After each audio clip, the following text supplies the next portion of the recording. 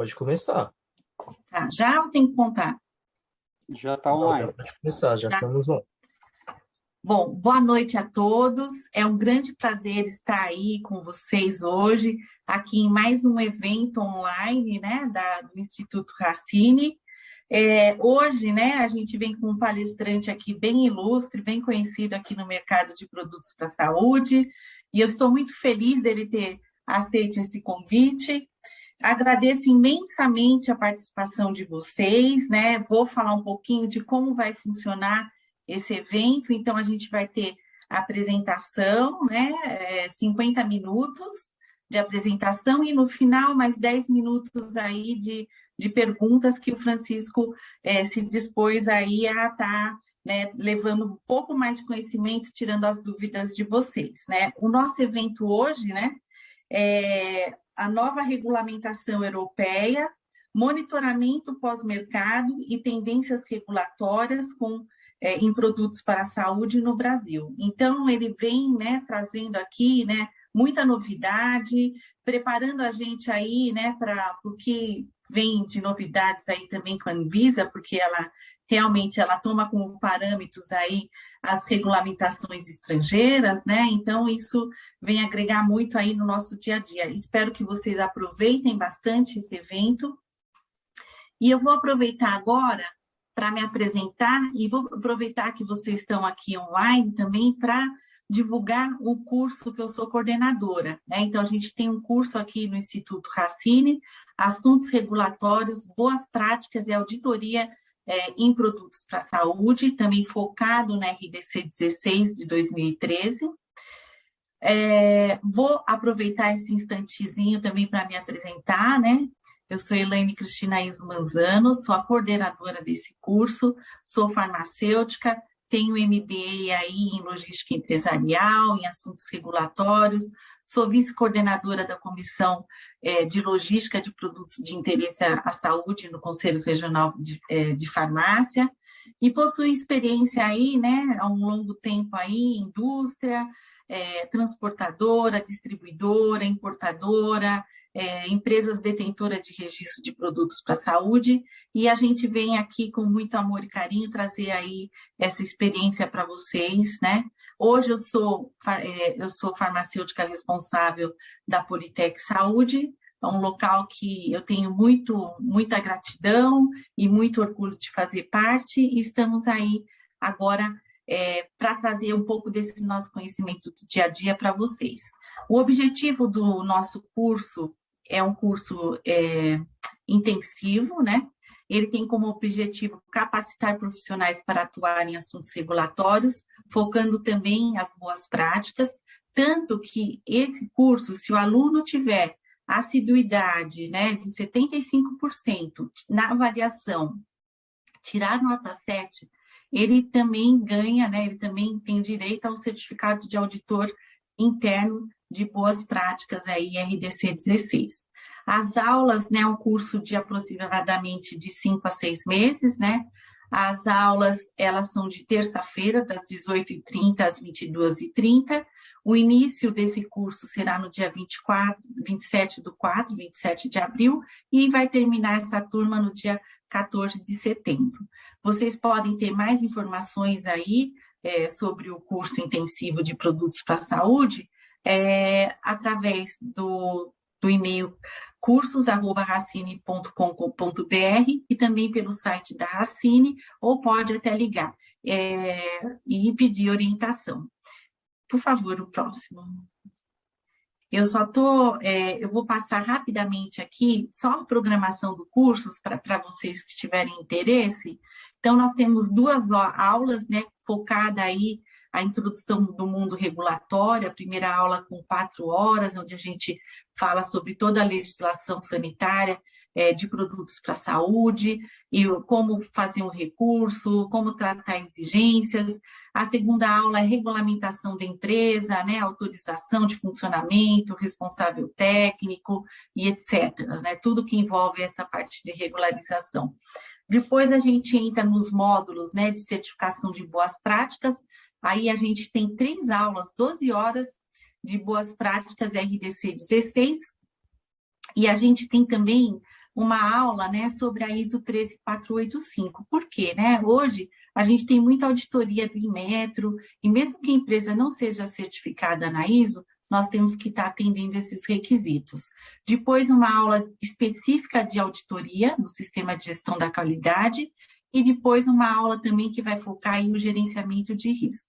Na sequência, nós vamos ter aula de logística aplicada a produtos para a saúde, projetos de produtos para a saúde, classificação sanitária de produtos, né, registro, notificação, isenção, registro de diagnóstico in vitro, pesquisa clínica, relatório de informações econômicas, registros de produtos implantáveis e o sistema de rastreamento unificado, e o Registro Nacional de Implantes, o RNI. Vamos também ter 2 aulas sobre notificação, né, de produtos classe 1 e 2, então o aluno vai ter oportunidade, né, de fazer exercícios práticos, e depois registros de equipamentos eletromédicos. São 2 aulas com profissionais super capacitados aí com relação à certificação em metro, e depois a gente tem o prazer, né, de ter 2 aulas com o professor Francisco, que eu tenho grande honra de ter ele aí no meu corpo docente aí desse curso. E só uma dica, essa última turma, gente, adorou o curso, né? Não é porque é que eu faço caprichado, eu faço com muito amor e carinho mesmo, entendeu? Eu me dedico de coração. E assim, é muito legal, é muito gratificante a gente ver o pessoal aí saindo para o mercado mais realizado, seguro, né, entendendo o porquê da norma, né, e sendo consciente aí no dia a dia na sua realização profissional. Por favor, Francisco, mais um slide. Bom, agora eu tenho a honra aqui de apresentar o Francisco Falossi Neto, é tecnólogo em saúde, graduado pela Faculdade de Tecnologia de Sorocaba, auditor líder, né, acreditado do IRCA, possui 15 anos de experiência em dispositivos médicos, atuando como auditor especialista em empresas como a Johnson Johnson e organismos de certificação, coordenador do CE 26.020.02 de equipamentos eletromédicos da ABNT e membro expert do IEC TC 62, que trata da série de norma IEC 60601, membro expert do TC 210 da ISO, que trabalha, né, com as normas ISO 13485, ISO 14971, ISO 62366, entre outras, né? E atualmente ele é consultor de estratégia regulatória e também docente aí, convidado aí do nosso curso. Então, uma boa palestra, né? E não se esqueçam, aproveitem, né? Francisco é fera, tá, gente? Então, aproveite. E esse conhecimento que ele vai passar para vocês, olha, tem muita gente correndo atrás. Então, vamos lá, né, Francisco? Então, boa palestra e muito obrigada aí pela presença de todos. Obrigado, Elaine, pela apresentação e pelas palavras gentis. Muito obrigado. Ela falou isso porque ela é minha amiga, tá, gente? A gente já se conhece há vários anos, então a amizade tem isso daí. Ela vai aproveitar e falar bem de mim. Obrigado, Nada Elaine. disso, eu sou sincera. Obrigado, Elaine, muito gentil. Pessoal, a gente vai falar hoje da regulamentação europeia. Não é uma nova regulamentação, porque ela foi publicada em 2017, né? Então já está publicada há alguns anos, mas ela vai entrar em vigor nesse ano, tá? Eu vou falar um pouquinho especificamente do processo de monitorização pós-mercado, que é uma grande mudança que teve na regulamentação europeia, ele visando um processo de fiscalização de mercado mais exigente para a regulamentação nova, estão com mais exigências no processo pós-mercado. Em teoria, todo o seu processo pré-mercado ele vai ser construído para que você execute ações no pós-mercado para demonstrar que o produto constantemente atende aos requisitos que você declarou no pré-mercado. A gente vai falar um pouquinho disso. Eu vou começar falando um pouquinho da visão geral da regulamentação europeia e o status atual da transição. Vou falar alguns conceitos importantes e vou falar do assunto que é a monitorização pós-mercado de produtos. Vou mencionar alguns pontos de preocupação e esses pontos de preocupação eu vou falar durante toda a apresentação vou também fazer algumas considerações finais. Quem quiser fazer pergunta, fica à vontade, a Elaine vai estar gerenciando isso também, e no final a gente vai ter uns 10 minutinhos para fazer essas discussões, essas perguntas, tá bom? Então fiquem à vontade aí. Bom, a primeira coisa do regulamento europeu é o Medical Device Regulation, né, que é o MDR, né, Medical Device Regulation aqui, que envolve a União Europeia agora, tá? O Reino Unido não faz mais parte, né, com o Brexit, então ele já está fora, não é considerado, mas a Irlanda é parte, apesar de ser um país do Reino Unido, ela não ela está sendo considerada parte da União Europeia, e está tendo um processo do Brexit que já tratou disso daí. Então, esses são os países que fazem parte da Comissão Europeia. Uma pessoa me perguntou essa semana se a Turquia fazia parte ou outros países. Não, não faz parte. A Turquia não é membro da União Europeia, assim como, por exemplo, a Suíça não é membro da União Europeia. Por exemplo, a Noruega não é membro da União Europeia. Apesar que no norte tem um acordo, uma comissão entre eles, mas mesmo assim isso não tornam eles membros da União Europeia. Tá bom? Ele já vai ser obrigatório no dia 26 de maio de 2021. Então, vai ser, a partir dessa data, qualquer certificado emitido por Notified Bodies tem que já estar atendendo o regulamento europeu novo. Aqui no slide tem um QR Code, tá, com o link para a regulamentação europeia em português de Portugal, tá? Então é só apontar a câmera do seu celular aí, vai abrir um link para você. Você pode salvar aí no seu favorito, no seu computador, que lá vai estar o regulamento europeu em português de Portugal, tá? Tem algumas diferenças no português Brasil, português de Portugal. Então, por exemplo, eles não falam projeto de desenvolvimento, eles falam concepção e desenvolvimento, eles não falam paciente, eles falam doentes, eles não falam usuário, eles falam utilizadores, representante autorizado, eles chamam de mandatário. Então, tem algumas diferenças sim, tá? Nos termos que eles usam, mas dá para ler o texto tranquilamente, você não vai ter problema nenhum na interpretação do texto, tá ok? Bom, alguns fatos e diferenças do regulamento europeu com a diretiva europeia. Então, o número de páginas publicadas é muito maior agora, é quase 3 vezes o tamanho do documento em termos de páginas publicadas no Official Journal of European Union. Então, eram 60 páginas da diretiva, agora são 175 páginas. Tá? Então, aumentou muito. E não aumentou a quantidade de o número de páginas em anexos, mas sim no próprio regulamento, que são esses artigos aqui. Eles eram 23 na diretiva europeia e agora foram para 123 no regulamento europeu. Então, muita coisa que era tratada aqui em anexos na diretiva europeia migrou para dentro do regulamento. Lembrando que deixa de ser uma diretiva para ser um regulamento europeu aprovado pelo parlamento, tá? Não é um documento que é modificado tão facilmente como era na diretiva que era pelo Conselho, tá?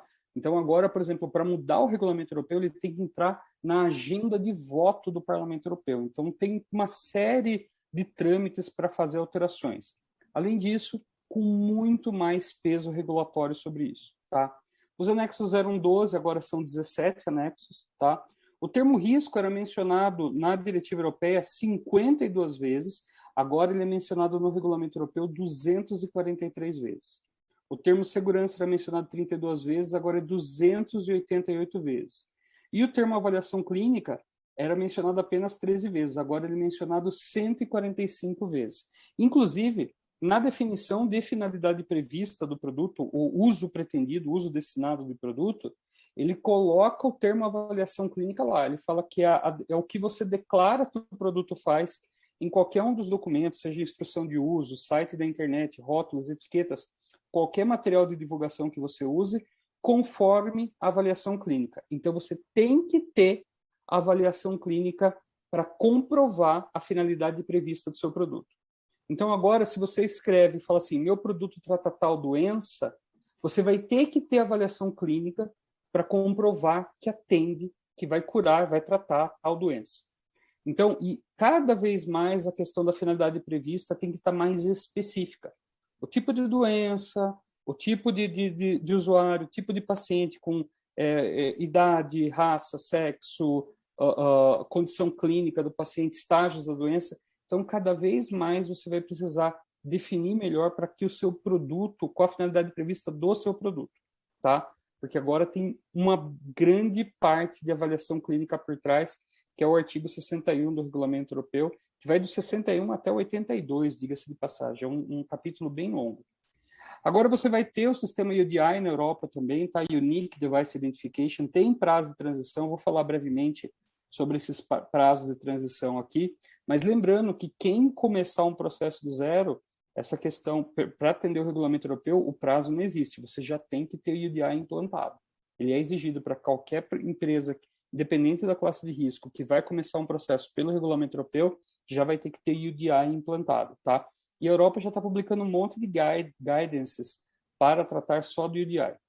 Notify Bodies, né, o número de Notify Bodies caiu muito, chegou a ter no auge da União, da diretiva europeia, chegou a ter 54 organismos notificados, né, os Notify Bodies que eram designados para conduzir avaliações pela diretiva europeia, e agora para o regulamento europeu, até essa, foi na segunda-feira que eu atualizei isso daqui, foi na sexta-feira que eu atualizei, tinham 19 organismos designados para o regulamento europeu, sendo que no Brasil só tem 2 atuando, né, que é a BSI e a DNV.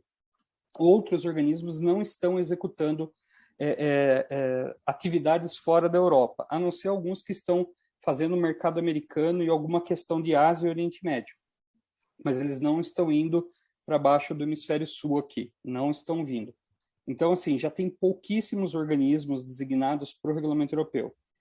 Existe uma expectativa que esse número pode chegar até o final de 2021, começo de 2022, em até 25, alguns dizem 28 organismos designados. Eu, pessoalmente, duvido. Eu acho que vai ter bem menos. Eu acho que 25 é um número mágico. É o número de organismos notificados que estarão designados para avaliar pelo regulamento europeu. É uma avaliação mais longa, mais exigente, mais cara.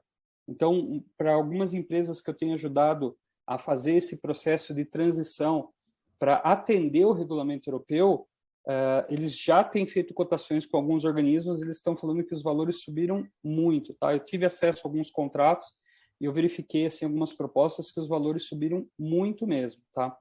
Uma pequena explicação que eu tenho que falar para todo mundo: tem muitas empresas, muita informação na internet, LinkedIn rolando, o grupo de WhatsApp, que o regulamento europeu é um upgrade da diretiva europeia. Isso não é verdade. Ele é muito mais que um upgrade, gente. Ele subiu muito, não saiu do 0 para 100, ele saiu do 0 para 500, tá? Então aumentou muito o nível de regulamentação, o nível de informação, o nível de como atender. As exigências de avaliação dos organismos agora são mais pesadas. Por exemplo, os organismos agora têm que ter um especialista do produto da tua empresa no processo de avaliação. Então, não é mais aquele cara que ele é auditor especialista de tudo. Não. Agora, no processo de avaliação, em auditorias, haverá um especialista no seu produto. Então, ele sabe exatamente como para que esse produto serve, qual a função dele, e ele sabe fazer as perguntas certas, tá? Então, eu tenho avisado as empresas, aquele somebody love que o pessoal dava, acabou. Não tem mais esse somebody love. Agora você vai ter que ter documentação robusta que sustente o que você vai tratar nos organismos. Um ponto importante a ser mencionado é que vai ter redução de portfólio de produtos. As empresas já entenderam que não conseguem manter um portfólio tão grande, justamente porque, por exemplo, um dos custos que vai impactar muito o custo para manter um certificado CE pelo regulamento europeu será o pós-mercado, tá? Aqui estão as grandes mudanças que vieram, as principais, né? Mudanças que estão vindo com o regulamento europeu. A primeira, a questão da evidência clínica, as avaliações e investigações clínicas e o acompanhamento clínico pós-mercado, né? O Post-Market Clinical Follow-up, que é esse PMCF aqui, agora tem um peso muito maior na decisão no pré-mercado e no pós-mercado também. Tem muita gente falando que só produto implantável e classe 3 na Europa vai precisar fazer investigação clínica. Isto não é verdade. Você vai precisar fazer investigação clínica quando você não conseguir demonstrar equivalência com outro produto para usar dados de literatura. Ainda, para usar a rota literária, Se você quiser comparar o seu produto com outro, tem regras, tá? A primeira, a equivalência com o produto tem que ser demonstrada pelo uso pretendido pelo projeto por avaliação biológica. A gente está falando de biocompatibilidade, tá? No produto final. Tem que ser demonstrada. O seu organismo tem que concordar com isso. Além disso, se você quiser usar a rota literária para fazer a avaliação clínica, você tem que ter um acordo com o produto comparado, com o fabricante do produto comparado, que lhe permite você comparar o seu produto com o dele. Se você não tiver esse acordo, você não pode usar a rota literária e vai ter que conduzir investigação clínica. Então, isso é uma grande mudança, está impactando diversas empresas, tá? Diga-se de passagem que a Anvisa tem emitido muitas exigências para produtos classe de risco 3 e 4, para avaliação clínica também, que é muito similar ao que a Europa está pedindo, tá? No Guia 31 da Anvisa, que é uma cópia do Guia do MDRF, né? É uma tradução do Guia do MDRF, a Anvisa tem feito muita exigência de avaliação clínica. Tem muita empresa que não está conseguindo atender o que a Anvisa está pedindo de avaliação clínica. Então, essa barra regulatória está subindo e muitas empresas não estão se preparando. O processo de monitorização pós-mercado, que é o assunto de hoje, ele expandiu imensamente, tem muita exigência para processo pós-mercado agora. Você tem o sistema UDI agora, de identificação única de dispositivo, o sistema Eudamed, que já está funcional, tá? Um módulo do sistema Eudamed está funcional, que é o registro de alguns operadores econômicos, que é o fabricante, o representante autorizado, o mandatário, e o importador do produto, tá? Então, já esse módulo de registro de empresas já está funcional no Eudamed. Já existem empresas brasileiras que estão registradas. Este é um item muito importante, de registro de empresas nacionais que têm marcação CE, independente se é pelo regulamento ou pela diretiva europeia, é obrigatório fazer. E tem prazo para ser feito isso, até dia 26 de maio de 2021. Então, tem que já estar registrada a empresa no Eudamed. Ah, Francisco, mas eu tenho também... o meu certificado é pela diretiva europeia. Não importa se é pela diretiva ou pelo regulamento. Tem que fazer o registro da empresa no Eudamed com o representante autorizado, importador, pessoa responsável pela conformidade regulatória. Tá bom? Tem duas empresas, uma de Curitiba e uma de Minas Gerais, que estão registradas já, e bastante representante autorizado na Europa já se cadastrou lá. Esse processo envolve uma autoridade reguladora da Europa, tá? No país onde seu representante autorizado está. Então, não é só colocar os dados no sistema. Isso é avaliado pela autoridade reguladora e tem um prazo para ser feito isso. Então, não é tão rápido assim. Então, corram para fazer o registro no Eudamed. As responsabilidades no supply chain aumentou agora, tá? Então, agora você tem o papel de operadores econômicos, que são o fabricante, o representante autorizado, o importador e distribuidor. A gente vai falar um pouquinho desses papéis, mais focado para monitorização pós-comercialização, e a pessoa responsável pela conformidade regulatória, que toda empresa vai ter que ter, no Brasil, vai ter que ser contratada no Brasil, e essa pessoa ela tem que ter competência, tem que demonstrar competência de duas formas. Ou tem um diploma emitido reconhecido na Europa, numa formação universitária e pelo menos 1 ano de experiência em assuntos regulamentares envolvendo produtos médicos na Europa, por exemplo, pela diretiva europeia, ou 4 anos na experiência trabalhando com assuntos regulatórios de produtos médicos, por exemplo, pela diretiva europeia. Obviamente que o segundo método é o mais fácil de demonstrar. Tem algumas empresas que estão preocupadas porque não tem em seu quadro pessoa com 4 anos de experiência em assuntos regulamentares para a Europa e está tentando fazer reconhecimento de diploma na Europa. Já aviso de antemão.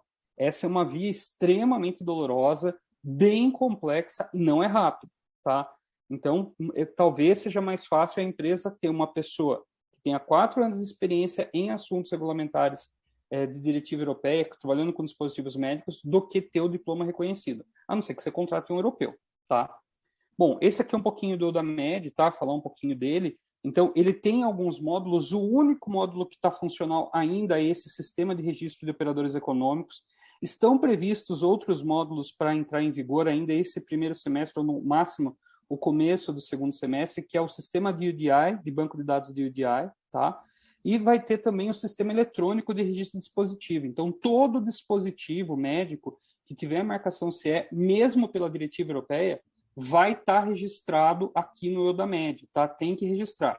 Esse produto vai estar linkado a um UDI e vai estar linkado com o fabricante autorizado. Se esse produto tiver certificado, que é um produto que tenha classe de risco 2A, 2B ou 3, ou um classe de risco 1, que tenha função de medição, um instrumento reutilizável ou um produto estéreo, ele tem que ser avaliado por um Notify Body. Então, vai ter um sistema em que os certificados vão ser públicos.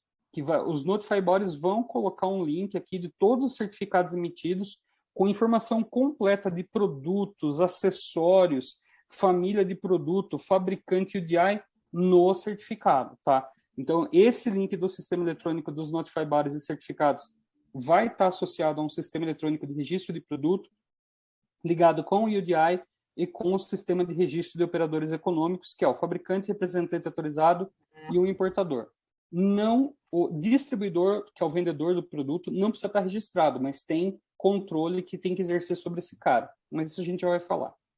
Vai ter um sistema eletrônico para investigações clínicas que estão sendo conduzidas, então você vai ter que falar o que você está investigando, aonde você está investigando, qual o método, qual o propósito, o status, quem que é o patrocinador, o sponsor comparativo, o status da investigação. Vai ter um sistema eletrônico de monitorização, pós-comercialização e vigilância. São duas coisas diferentes que eu vou explicar para vocês rapidamente. Monitorização pós-mercado é proativa e vigilância é o reativo, tá? Então, vai ter um sistema para fazer essas comunicações.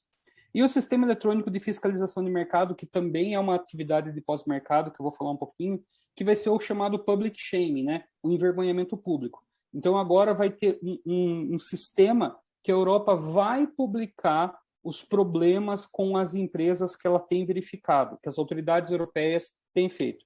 Isso é muito comum para o sistema. O FDA já tem um modelo desse, que é as famosas warning letters, né? Os 483 forms, né? Que eram as cartas de advertência que o FDA publica no site falando de problemas que as empresas estão enfrentando, ou problemas que as empresas têm e que o FDA não aceita. Então, vai ter esse sistema de envergonhamento público, né? O public shaming também na Europa agora. Isso é uma grande novidade do que vai aplicar, tá?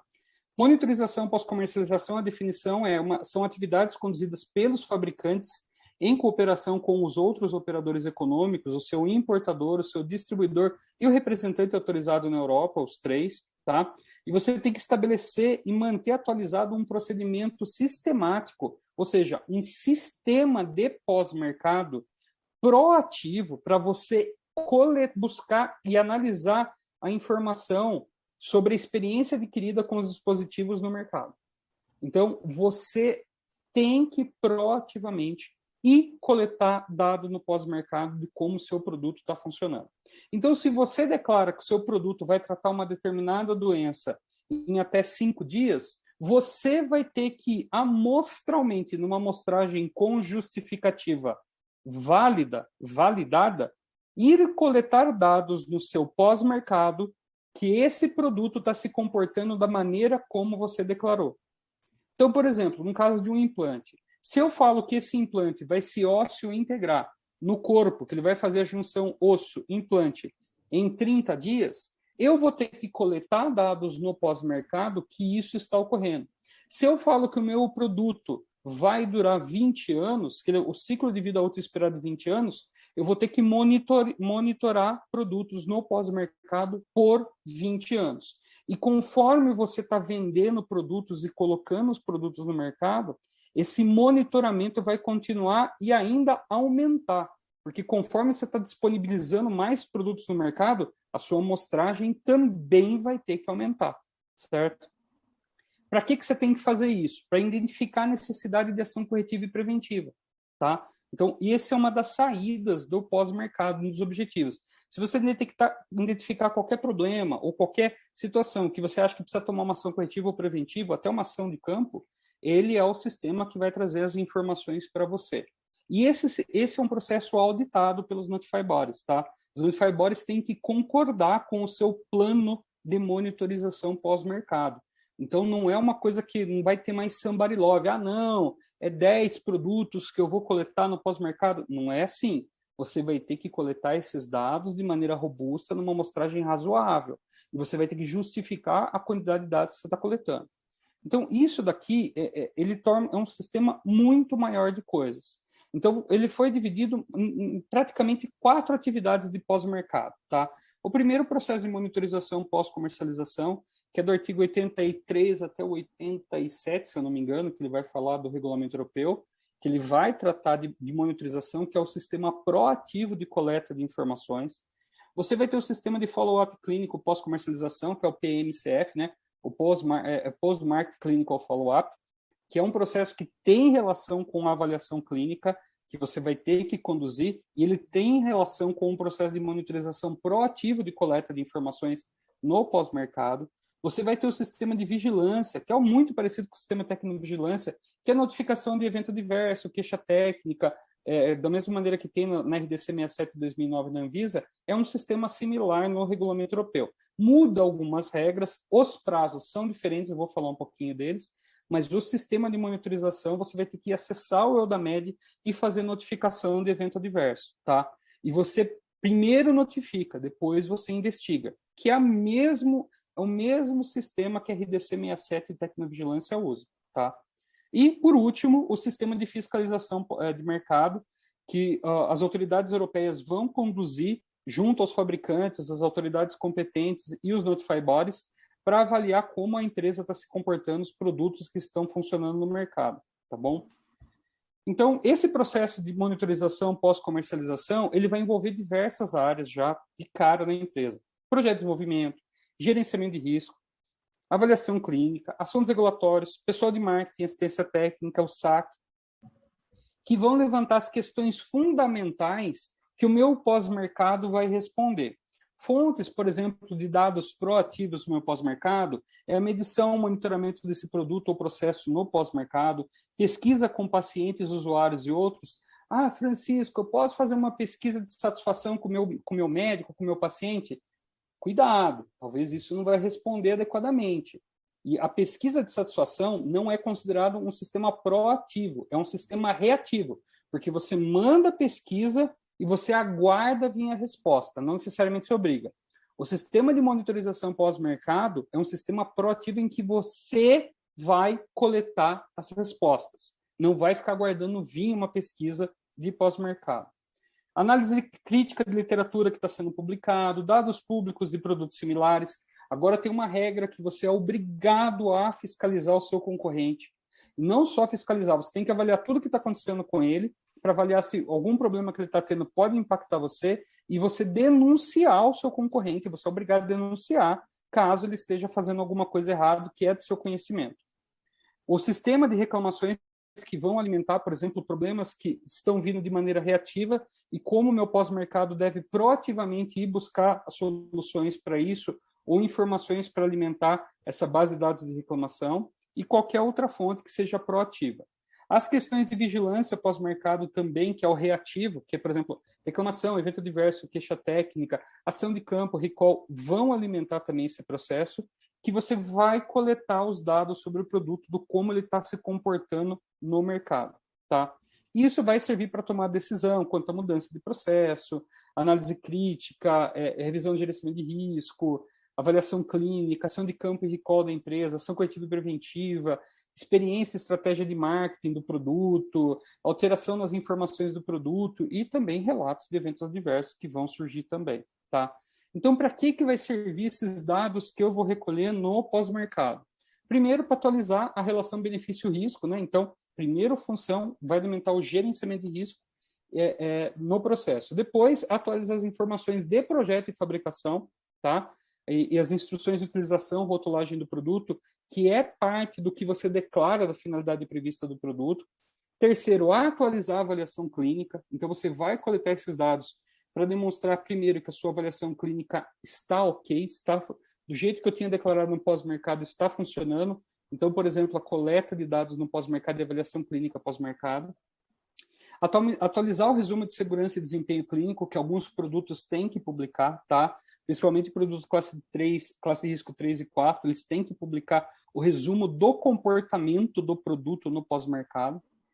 Identificar a necessidade de ações preventivas corretivas ou ações corretivas de segurança. Ação corretiva de segurança é a ação de campo, tá? Então, se você precisa conduzir alguma ação corretiva ou preventiva no seu produto e também ações de campos, identificar opções para facilitar a utilização, melhorar o desempenho, aumentar a segurança do dispositivo, link direto com usabilidade aqui. Então, você também vai avaliar como está sendo o comportamento do seu produto no pós-mercado, para você melhorar, por exemplo, as instruções de uso ou o uso do produto.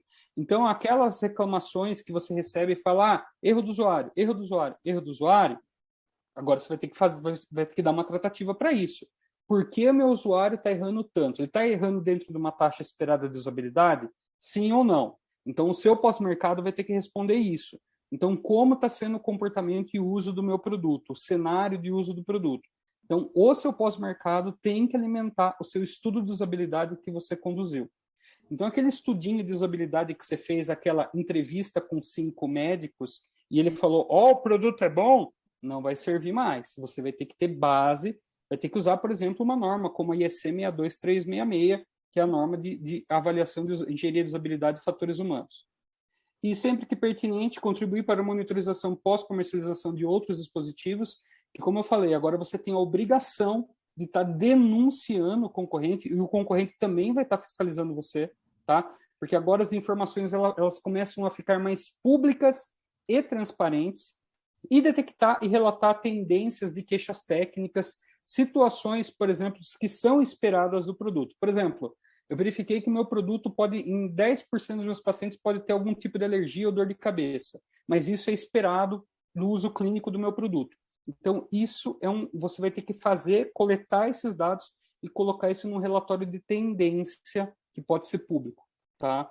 Então, para que eu vou usar essas informações de pós-mercado? Primeiro, para a busca que eu vou ter de cada informação para que eu vou usar essa informação? Qual a necessidade e objetivo que eu vou usar essa informação que eu vou coletar no pós-mercado?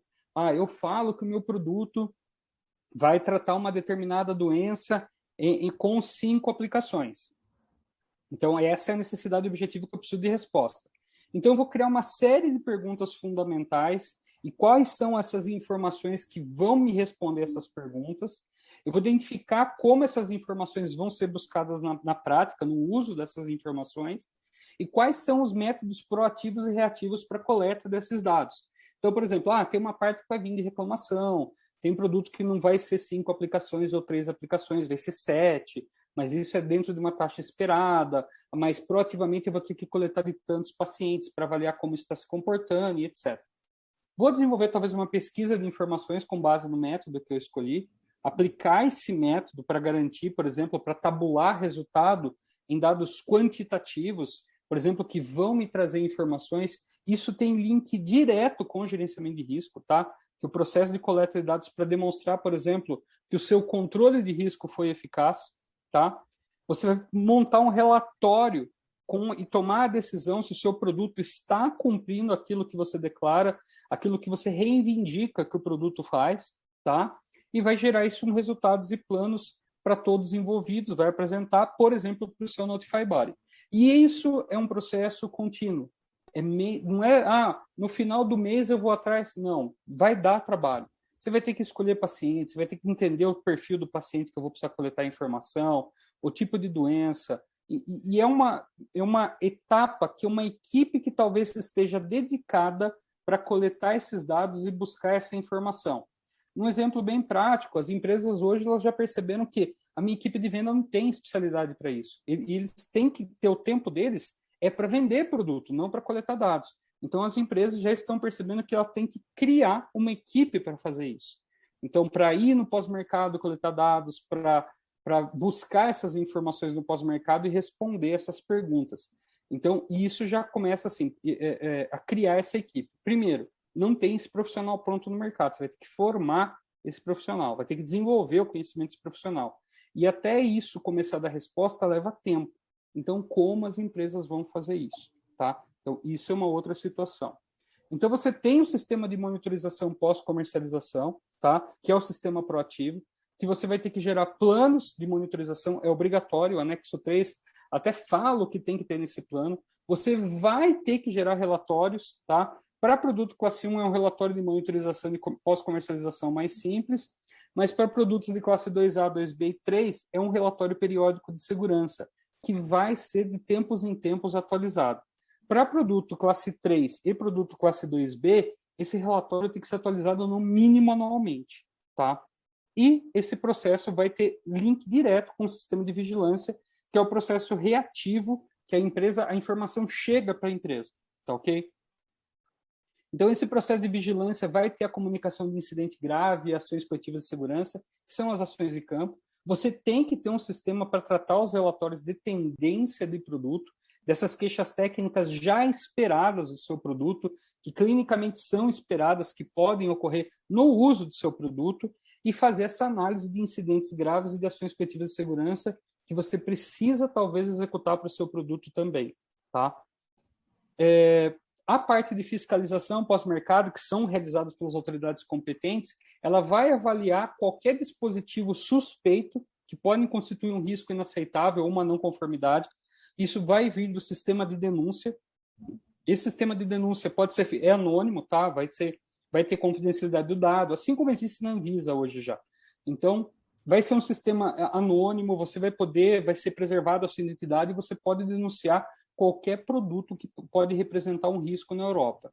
Então, esse procedimento vai ser tomado a nível nacional e a nível da União Europeia pode ser tomada uma decisão regional que pode envolver todo o bloco da Comunidade Europeia, e essas medidas visam proteger a saúde da população.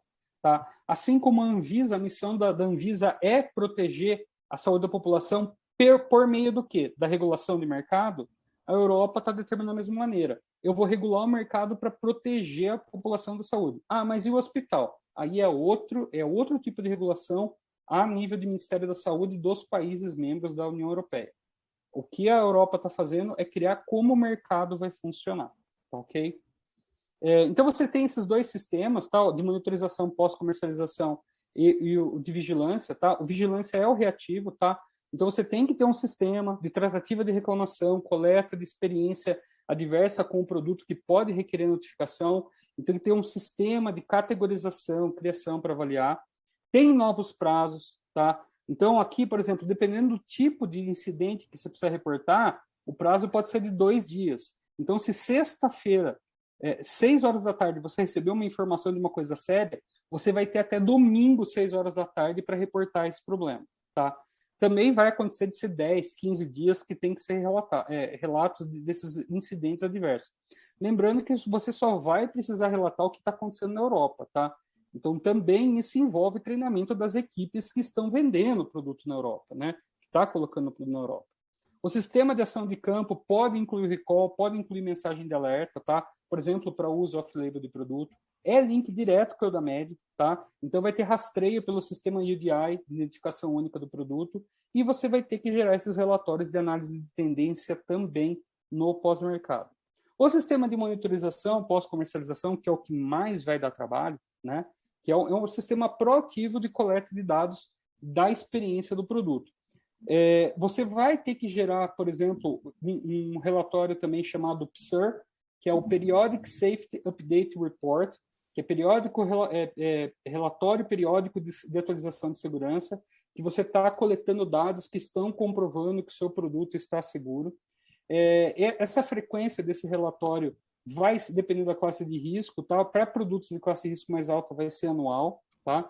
Para produto classe 1 não tem obrigatoriedade de gerar esse relatório, mas você vai ter que emitir relatórios de monitorização pós-mercado para produtos de classe 1 que não envolvem Notify Body, tá?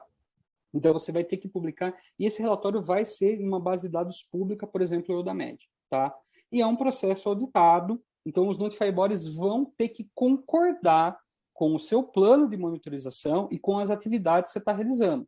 Eles, inclusive, podem tomar a decisão que não está sendo suficiente e obrigar você a ir coletar certos dados para verificar que pode ser certo ou não. Lembrando que a pessoa que vai avaliar o seu produto entende. Por exemplo, o que ela pode usar como base de decisão? Olha, eu vi que o seu concorrente do seu produto está publicando um relatório com essa informação, porque ele entendeu que é uma informação de segurança que ele precisa ir atrás. Por que você não está indo atrás disso?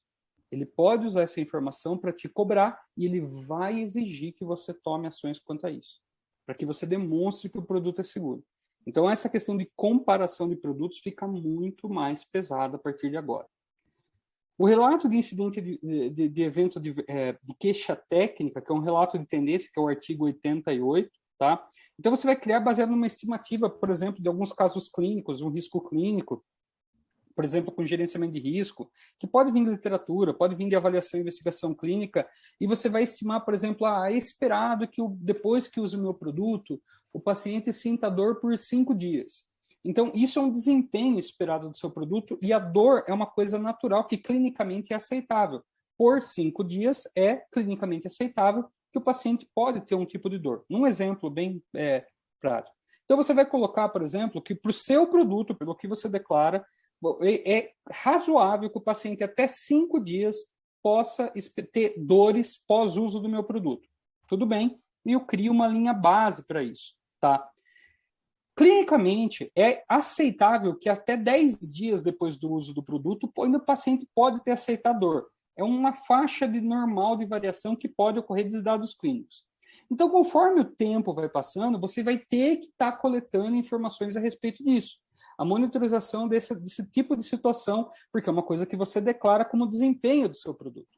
Então, você declarou isso, então você vai ter que começar a colocar. Então, por exemplo, passa no primeiro mês, até 3 dias está sendo a minha média, depois passa um pouquinho, mais 2 meses, não, aqui 8 dias foi minha média do paciente sentir dor, mas está dentro do meu limite, da minha faixa normal de variação que pode ocorrer nesse tipo de caso. Vou continuar acompanhando conforme o tempo passa. Então, você vai passando o tempo, você vai coletando esses dados, só que você começa a perceber que a sua linha base não está sendo mais atendida, que o que você determinava no limite de variação está sendo a regra. Então, caso ocorra qualquer aumento estatisticamente significativo, você vai ter que gerar um relatório dessa nova aumento estatisticamente significativo, tá? E vai ter que publicar isso e informar o seu Notify Body desse tipo de situação e gerar uma justificativa para essa nova faixa normal de variação que você está estabelecendo no seu produto. E vai ser obrigatório para qualquer queixa técnica, efeito clinicamente esperado do seu produto no pós-mercado, tá bom? Além disso, tá?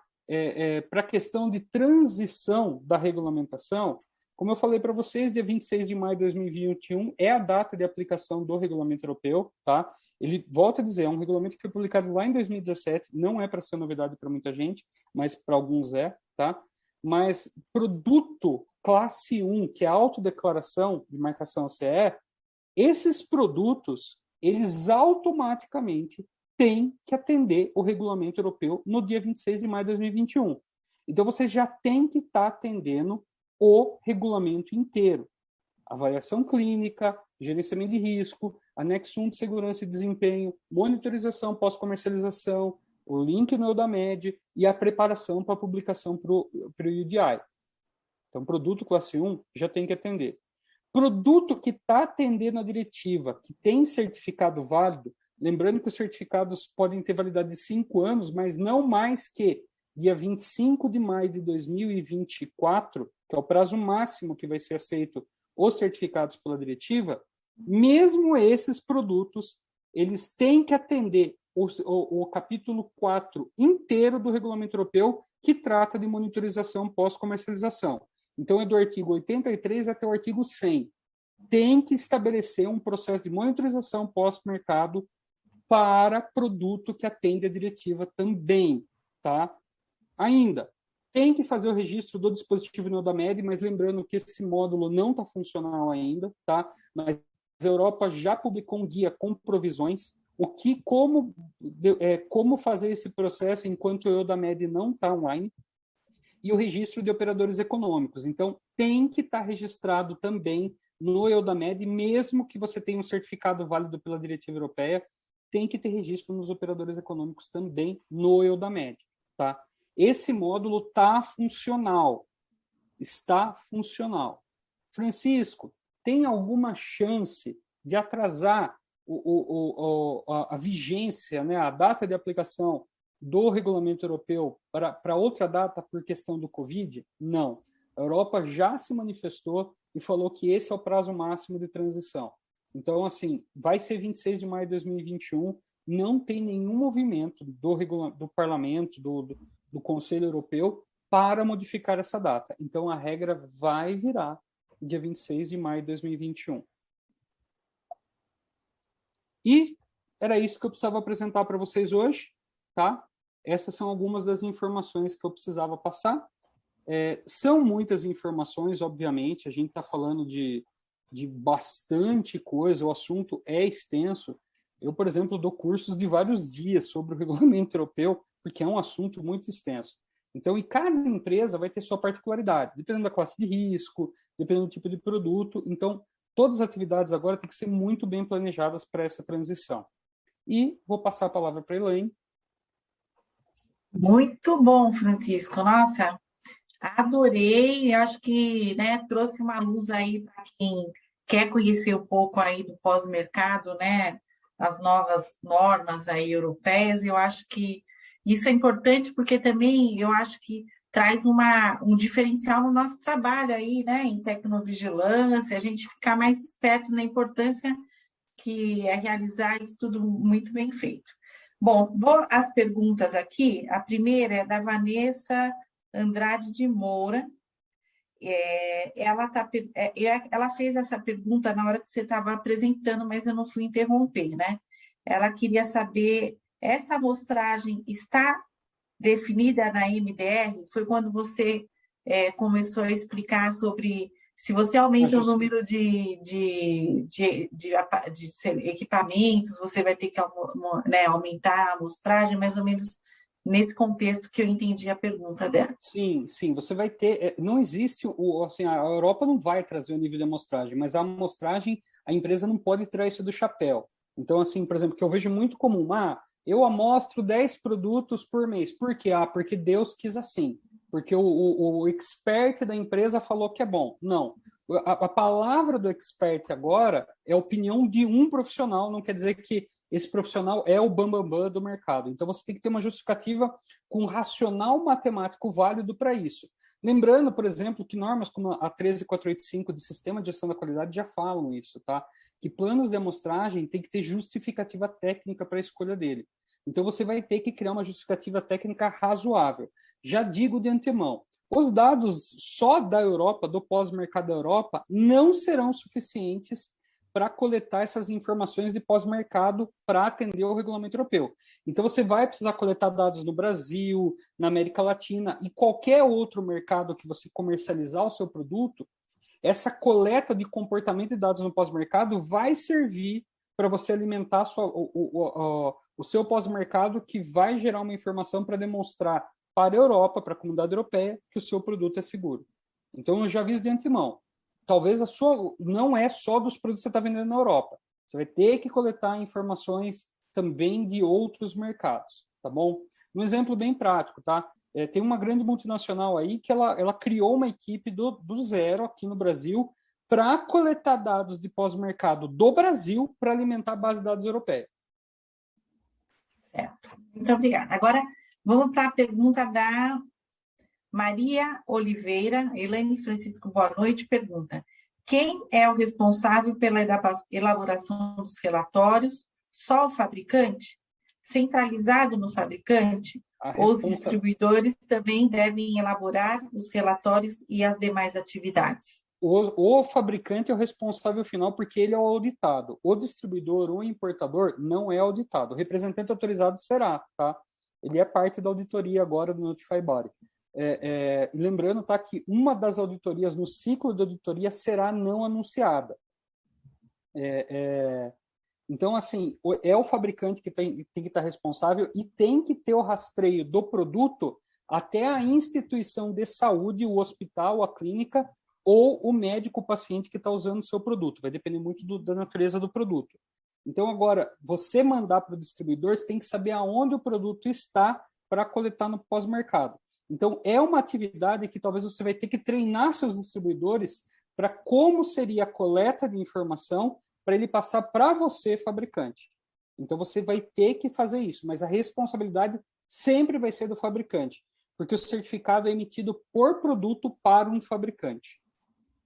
Certo, muito bom.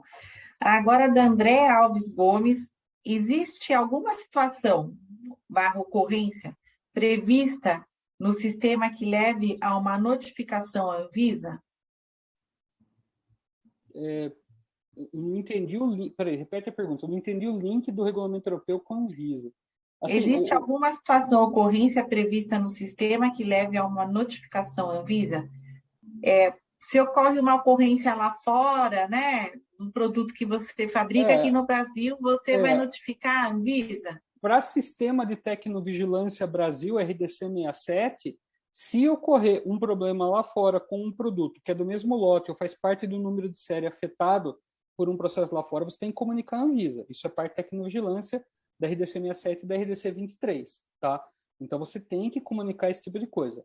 Para a Europa, se acontecer alguma coisa, uma queixa técnica aqui no Brasil, de um produto que não foi para a Europa, você não precisa comunicar. Porém, se ocorrer uma ação corretiva que envolve o Brasil, você tem que comunicar à Europa que você está conduzindo uma ação corretiva no Brasil.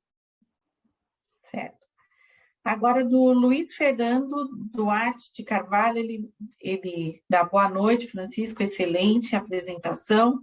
Você saberia dizer se a ISO 20.416 de 2020 foi ou será incluída no escopo da nova regulamentação como complementar à ISO 13485? Não sei. Não dá para dizer isso de maneira tão clara, porque está tendo um problema com essa norma. Todas as normas ISO, em teoria, tem um acordo junto à CEN e à Senelec, que é o acordo de Viena, se eu não me engano, acho que é o acordo de Viena, da ISO, que todas as normas que são publicadas para a ISO, que têm impacto na Europa, elas passam também pelo processo de avaliação do Comitê Europeu de Normalização, o CEN. Só que essa norma, por exemplo, está dando muita polêmica, tá? Porque ela está criando métodos que estão dando conflito com, por exemplo, o regulamento europeu. E também alguns tipos de conflito. Então, assim, não está claro isso ainda. Não existe ainda, não foi publicado no Journals europeu, isso está atrasado. É uma situação que a Europa já está de olho nisso daí. A harmonização para o regulamento europeu ainda. Então, não tem essa informação ainda, tá? Mas é uma coisa para você ficar antenado. Tá, excelente. Francisco, tem uma outra dúvida aqui. Então, com tudo isso que está acontecendo lá na regulamentação europeia, o que você acha que vai ser tendência aí para a futura Anvisa vir implementar no Brasil? Tá, essa é uma ótima pergunta. Eu acho que Essa é minha, tá? Essa é minha. Por exemplo, um ponto importante que está acontecendo na Europa hoje, por exemplo, a Anvisa ela tá internalizando muitos documentos através de guias, documentos do MDRF. E MDRF, para quem não conhece, é o International Medical Device Regulators Forum, do qual a Anvisa faz parte. Fazem parte do IMDRF o FDA, americano, o Japão, a China, a Canadá, a Austrália, Singapura, a Coreia do Sul, Rússia e Comunidade Europeia. Tá? Então, todos esses documentos guias que o IMDRF está publicando, que estão disponíveis para qualquer um, esses documentos eles são acordados por esses países e, em via de regra, eles não conflitam com nenhum regulamento de algum desses países membros, por exemplo, a Europa. Então, por exemplo, a Anvisa pegou o guia de avaliação clínica do IMDRF e transformou isso, traduziu e transformou isso no guia 31 de avaliação clínica 2020, que já está sendo seguido. Então, assim, via de regra, quando um regulamento começa a subir muito a barra, que o caso que aconteceu, com o passar do tempo, meses e anos, outras regulamentações vão chegando no mesmo nível. Por exemplo, um caso bem clássico. A Anvisa, quando foi criada em 1999, ela não tinha uma regra de classificação de risco do produto médico, onde ela foi beber da regra de classificação do anexo, dos anexos da diretiva europeia. Então, a nossa regra de classe 1, 2, 3 e 4 e as 18 regras que estão na RDC 185 de 2001 vieram da Europa, tá? Que era aquele anexo europeu de criação de regras. A única diferença é que para a Europa era 1, para a Anvisa era 1. Para a Europa era 2A, para a Anvisa era 2. Para a Europa era 2B, virou 3. O que era 3 na Europa virou 4 no Brasil. Hoje, por exemplo, no regulamento europeu novo, não são mais 18 regras que classificam de 1 a 4, de 1, 2A, 2B e 3. São 22 regras. Entrou, por exemplo, o software, entrou nanomaterial, aumentou a gama de produto. E, na consulta pública do regulamento que vai ser publicado para substituir a RDC 185, a Anvisa já copiou as 22 regras do regulamento europeu novo. As novas exigências que a Anvisa tem emitido para exigência de processo de registro e até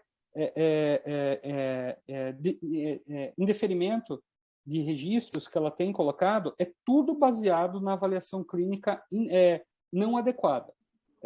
Muitas empresas chegam para mim falando assim, Francisco, estou com exigência de avaliação clínica, e o que a Anvisa quer ver é uma avaliação clínica robusta, conduzida, por exemplo, baseado no dia 31. Então, o crivo da Anvisa está melhorando. Tem muita empresa ainda que acha que a Anvisa é aquela mesma agência de 2005, 2009, que publicava um documento, daí a indústria, os importadores choravam, a Anvisa voltava atrás, aumentava o prazo, ou dava uma aliviada. Não existe mais isso. A Anvisa, ela não só se tornou o nível de conhecimento dos concursados da Anvisa, do pessoal que trabalha, aumentou muito, o nível técnico deles. Hoje a Anvisa é referência em muita coisa. No nível regulatório mundial, a Anvisa é referência. Então, assim, o pessoal está achando que usar aquele somebody love que dava para um monte de coisa ia funcionar, vai funcionar agora. Não vai. Então, a tendência é que não só a Anvisa, outros regulamentos a nível mundial vão subir a barra. Por exemplo, o FDA já avisou que ele vai deixar de ter as boas práticas de fabricação para usar a 13485-2016 no seu lugar. Não quer dizer que o FDA vai aceitar certificados de 13485 e relatório de auditoria 13485. Não. Ele vai, nos processos de inspeção de empresas que o FDA conduzir, ele irá usar a ISO 13485, que é uma norma muito mais abrangente que boas práticas de fabricação e dá maior abertura de avaliação para o FDA e para entendimento do FDA para muitas coisas. Diga-se de passagem, por exemplo, que a Anvisa tem participado de grupos internacionais. Na revisão da 14971, a Anvisa participou ativamente das reuniões internacionais, eu estava lá, da 13485 nas reuniões internacionais, a Anvisa também participou ativamente. Então, assim, a Anvisa, ela está deixando, ela é uma agência hoje protagonista.